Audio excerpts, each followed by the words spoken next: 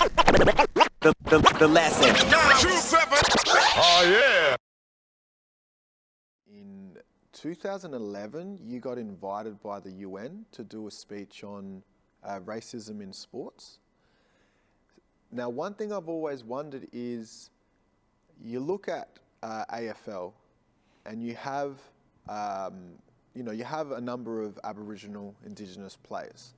When you look at basketball, NBL or NBA, you don't really have that.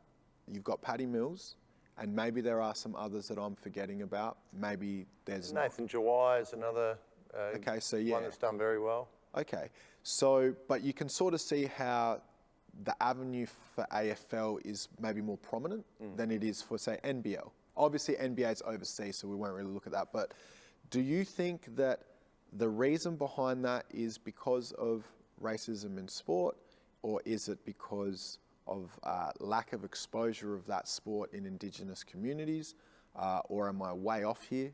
No, I think you're sort of around the mark. I think a lot of it comes down to exposure.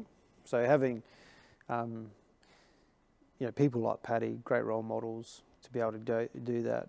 And he's led a team. They've got the Indigenous Basketball Foundation that they've set up as well, that they're going in and impacting. They're building courts and utilising a lot of that to be able to go and to do that into some of the communities. Have that presence that probably never had that opportunity in the past. Football has always had that. Being, I guess, our country's Indigenous game is that it has an opportunity to be able to do that. We've had a lot of great players that we can leverage from to be able to go and to promote and get out there. I still don't think that the AFL do it as best as they could. They can still get out there and do a lot more and invest more time. But yeah, I think there is that opportunity now that basketball can certainly make and utilising people like Paddy to actually have a massive impact and create some of those pathways. Because no doubt that people, every time I go into communities and with the programs that I've run, is that a lot of kids, they don't want to kick the footy, they want to play soccer or play basketball. So I find myself doing that a lot. That's where I get my great handles from.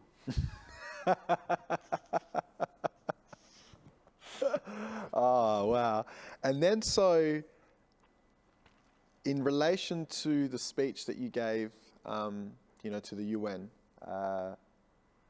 that's a pretty, I mean, I don't know too much about politics and all that, but to my understanding, that's a pretty big deal.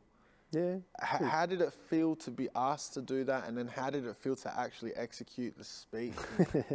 No, it was a great honour to be able to be asked to go to Geneva and. Who wrote your speech? Was it you? No. Nah. It was great. It was be able to talk about the positive impact that sport can have,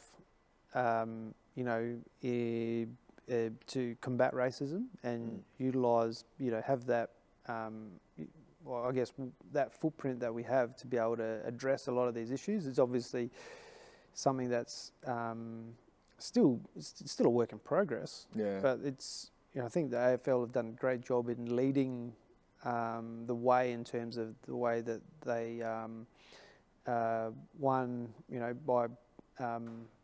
coming up with the racial vilification policy and procedures that actually deals with it, and so it's not something that's swept under the carpet. And it was about talking to the UN about some of those mechanisms that been able to utilise to be able to be, I guess, world leaders in that space. And yeah, it was.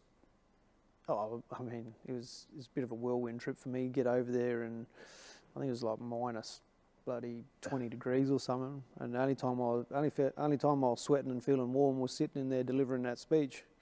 I had to peel off all my jumpers and sitting there sweating. But no, it was great to be able. We had a positive impact. We got to spend some time with the at the IOC and talk to the Olympic guys about some of the stuff that they're doing, and also at FIFA. So I spent some time at FIFA and talking to those guys, and they've obviously, soccer has been a really troubled sport when it comes to racism for a long period of time. So they were looking at some of the stuff that the AFL was doing. So they would have some really good conversations about some of those policies that were happening here, and they were looking at some of the stuff that they could implement. So it was really good. I enjoyed it to be able to go over there, and probably the best thing for me going into the Olympic museum and having a look, and then Did you see me in there? Can't remember. Maybe in the background. You're getting dunked on. No, but the best thing that I saw was I walked into the Olympic Museum, and being a proud Australian and Aboriginal and Torres Strait Islander man too, was that they had Jesse Owens' spikes sitting there. Oh wow! And right next to Jesse Owens' spikes was Kathy Freeman's spikes, and it was just like the most amazing thing I've ever seen. You're in a million miles from home, and you see like this, and it was really surreal to see that, and obviously with what Kathy's done and how much of an inspiration she is, and she's her spikes are sitting next to Jesse Owens. You're like, wow, how cool is that? The lesson. 927. Oh yeah.